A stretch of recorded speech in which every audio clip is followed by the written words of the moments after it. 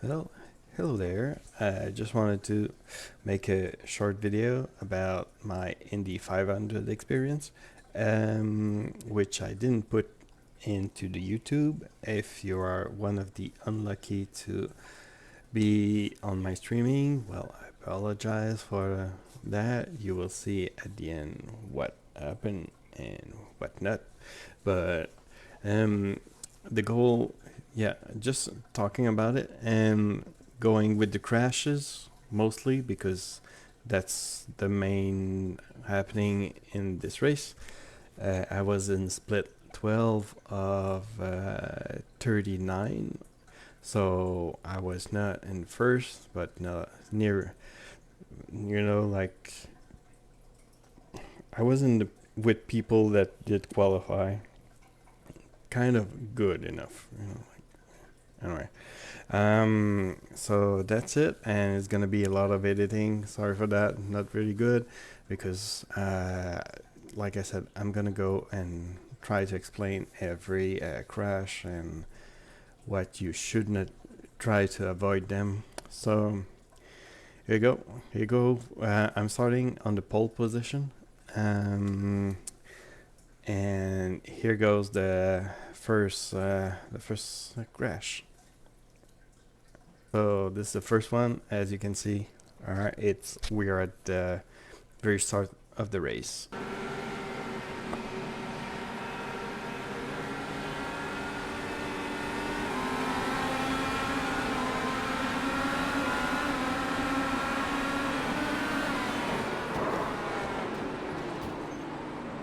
So basically, yeah, it's just a matter of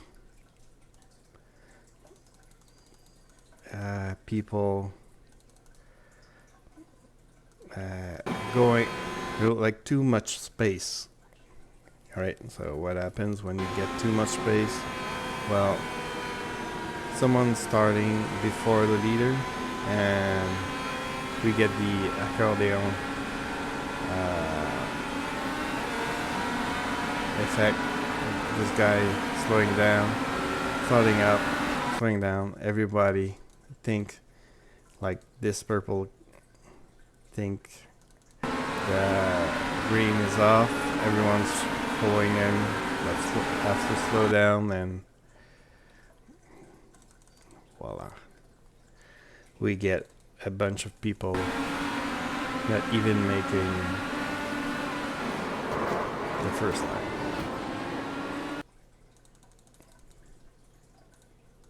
All right, on to next one. All right, so the next one, we got two racers going side to side, and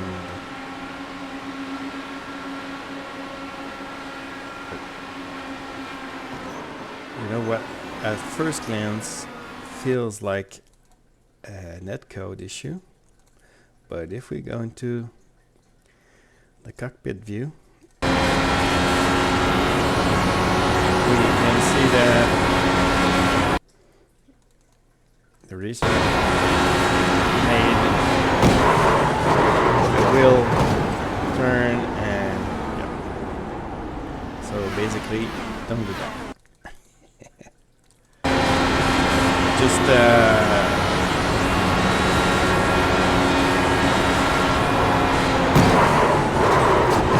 like slow down, or just slow down, or just keep your wheels straight. But in any way, but I think he would. No, it's just a matter of. I was thinking maybe this guy would slide into him, but all right, next. All right, so for the next one, it's an easy one. Just a matter of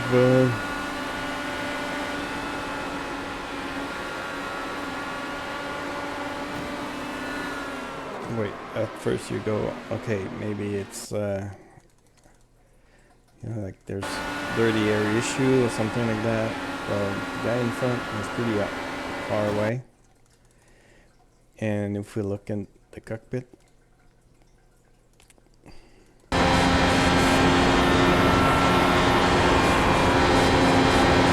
we can hear that he's not lifting. He has the gas on full throttle, and he's never slowing down. He just turned the wheel up.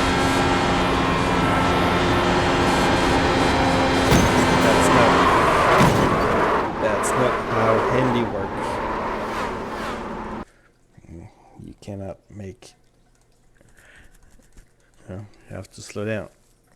All right, his race is over. Next to the other one. All right, so for this one, this is took me a while to figure that out. What happened to this guy? What happened is at the very start of the race, he was caught in the crash, and I guess he just repaired a bit, and his wheel was broken. But at some point,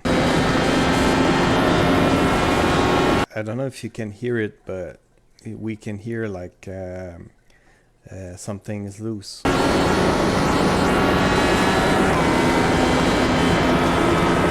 Here we go. So it wasn't there in first few laps, but at some point he got into something and damage. You know, like they say the damage can, if you don't repair it, can go worse with hitting the bumps and stuff. So his case, that's what happened.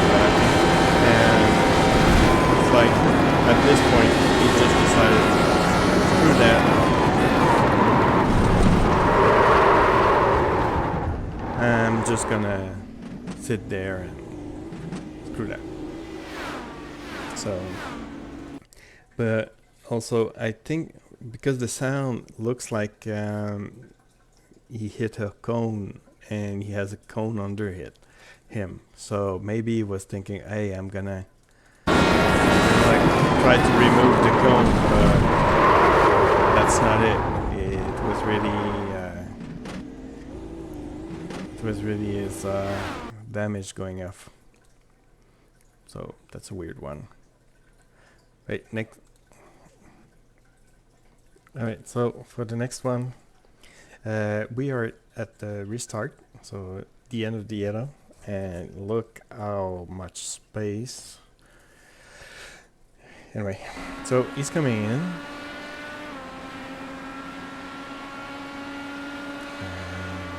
No story there, but we can guess cold tire.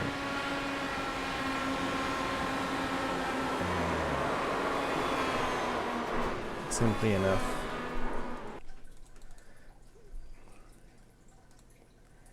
Just a case of cold tires leaving.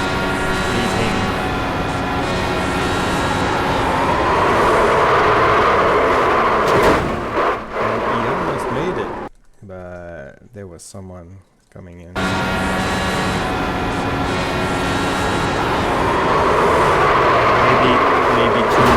Maybe he forgot to put back his weight jacker also. And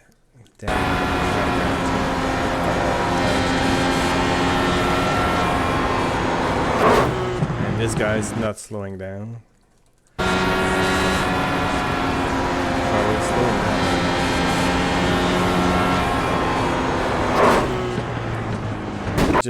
It just went like, what is this guy doing? Well, I don't mind. I won't change my course. I won't slow down. I will just do as if he's not there.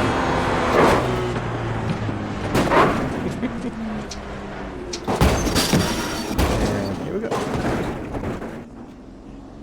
Ooh, what happened? Like, all right, next one. All right, on to the next one.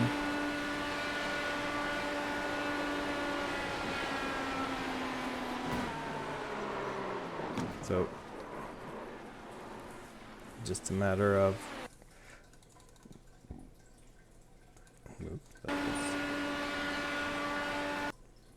just a matter of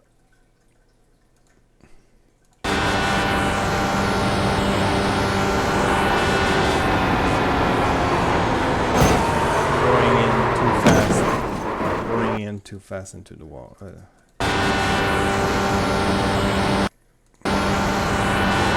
You hear he's still full throttle here with dirty air, so and at this point he goes, oh, I'm too fast. Too late. Figure that out. Sorry, you're out.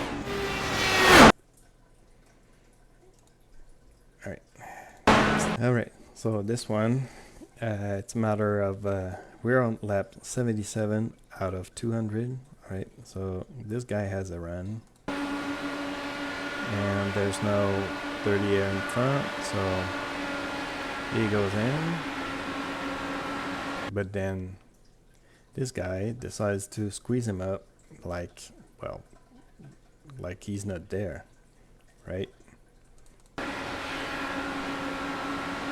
So guess what? This guy is sliding off because he's at the end of the turn, but this guy is going, like this one is going there and this one's going there. This one is at fault, you know, because you cannot expect the inside line to,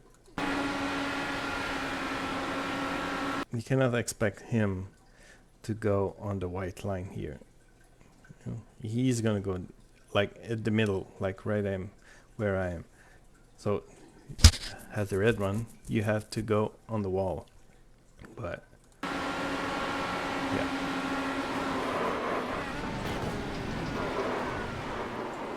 And it's lap 77, not like the last lap where you try to make it to win. So just a matter of was it worth it? Don't think so. Alright, next one. So for the next yellow, here we go. It's just a matter of just a small touch to the wall. Here we go. Raise this over. And if we look at the cockpit view, just to give you so it's slowing down.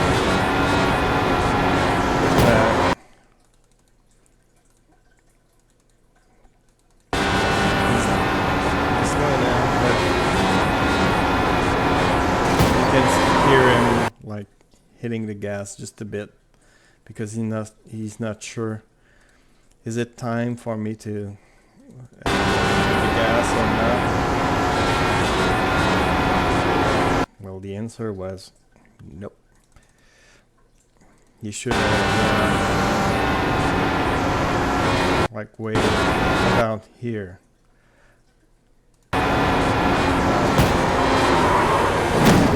It's not like he did really wrong. It's just a matter of he simply tapped the wall at the bad point, and iRacing decided he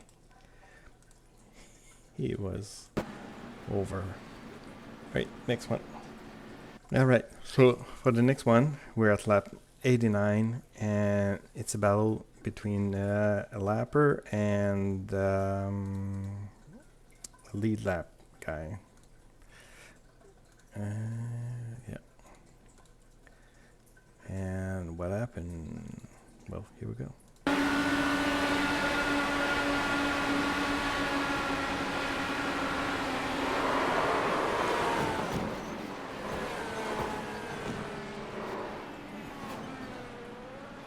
So basically, the lapper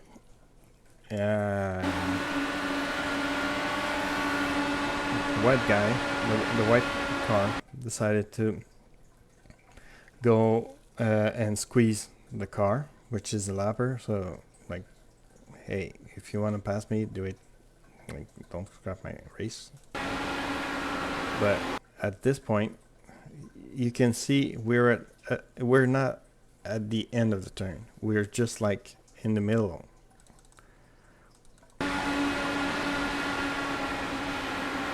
Right? And he's already sliding off. We can expect him to be there at the end of the... We can expect him to slide at the end of the turn, but we're at the start, so that car goes in way too fast, and you just slide into the other car. If we go from the cockpit view,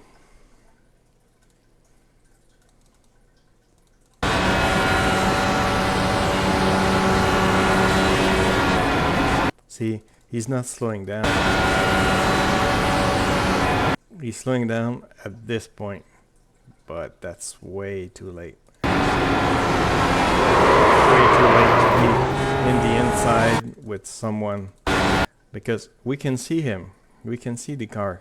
We can see him squeezing me. I'm gonna squeeze you. Not gonna make it that easy for you. So at this point in time, you should go like, oh, he's squeezing me. I'm not gonna be able to fit. So I need to slow down like a lot. There you go.